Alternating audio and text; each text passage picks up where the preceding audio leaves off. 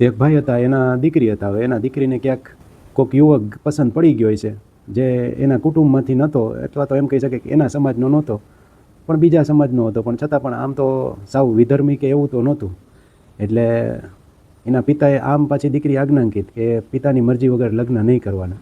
એટલે પછી એના પિતાએ ઘણી બધી જગ્યાએ પૂછાવ્યું ને બધું એવું કરાવ્યું, પંડિતજી પાસે પૂછાવ્યું હોય ને અલગ અલગ એવી બધી વિધિઓ કરાવીને કેટલાય રૂપિયા ખર્ચી નાખ્યા, પણ કાંઈ નિરાકરણ ન આવ્યું. પછી સ્વામિનારાયણના સાધુ પાસે એકવાર ગયા ને, એટલે એને કીધું સાધુએ કે બે વસ્તુ છે, તમે જો માનો ને તો આ સમસ્યાનું નિરાકરણ આવી જાય.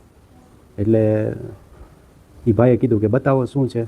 પહેલું એ કે તમે કોઈ પણ જે આ અનુષ્ઠાન કોઈ પણ વિધિ કરાવો ને એમાં જ્યાં પણ પૈસા ખર્ચાતા હોય ને એ બંધ કરો.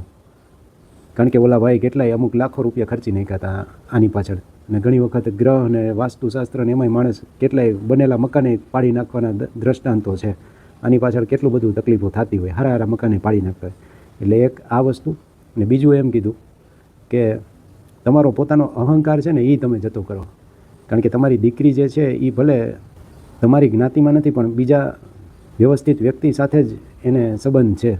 તો ઘણી વખત એ સરળતા રહેવી પણ જરૂરી છે, પોતાનો મત મૂકવો પણ જરૂરી છે.